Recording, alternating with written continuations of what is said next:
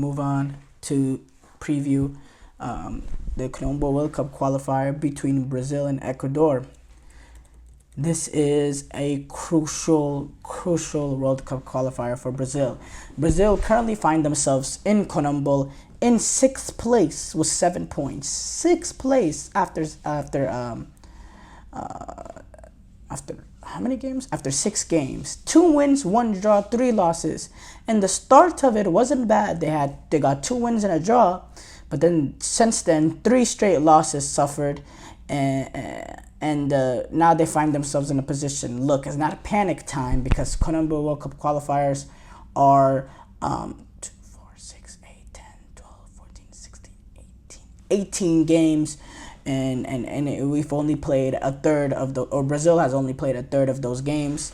So look, well, but Brazil, they can't get complacent now. Every game needs to be like crucial. The intensity needs to be up for Brazil. Now, Dorvel Jr. was not the manager of those opening 6 games, and so far Dorvel Jr. has not lost a single game within 90 minutes. He lost to Uruguay, but it was in penalties.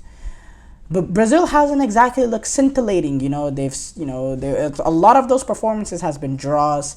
They've not really taken games over. They haven't been dominating games like Brazil should, and yeah. It's a transitional period for Brazil. Of course it is, and it's a hard time for us Brazilian fans. But look, Ecuador, that's a big game. They're going to be playing that game at the Couto Pereira in Curitiba, Brazil. About 40,000, not the biggest of stadiums in Brazil, but there's going to be a good tense atmosphere there. And it's interesting, this game is getting played simultaneously while the Eagles take on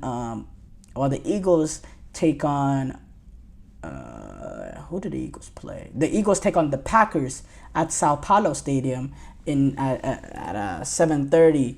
I believe the game set to start at 7:15. This game is starting off at 8 p.m. Those are games pretty much simultaneous almost.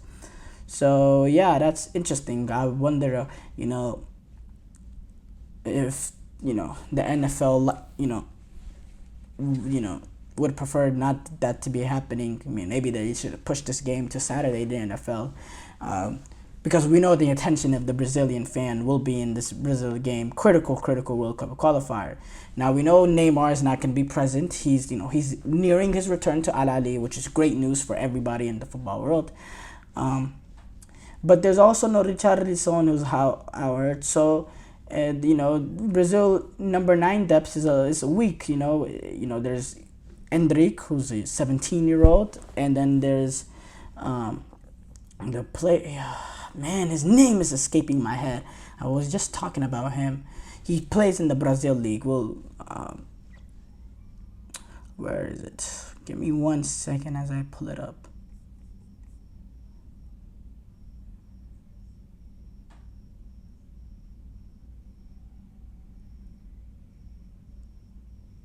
Oh my God, where was it?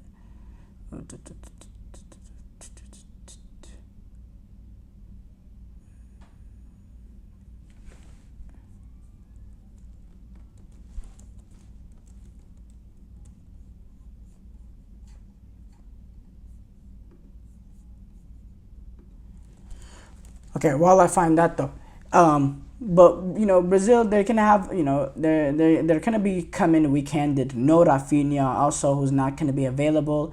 So it's looking like it's gonna be a Real Madrid front three of Endrick, Vinicius, Rodrigo, and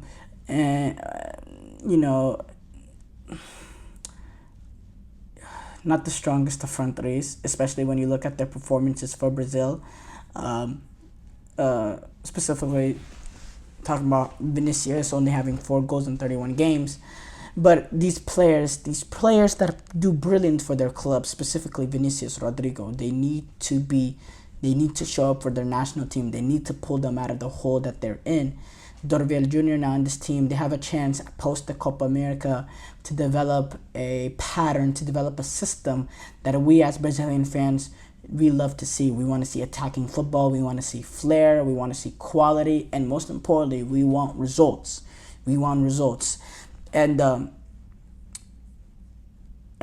Ecuador is a tight team. Ecuador is a team that's comfortable going away in Conmebol. It's a team that qualified for the last World Cup. It's a team with real quality, with the likes of, Stupian, Caicedo, and Valencia still being involved.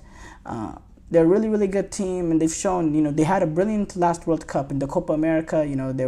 They narrowly lost to Argentina. They're a team that can definitely make it an outfit for Brazil.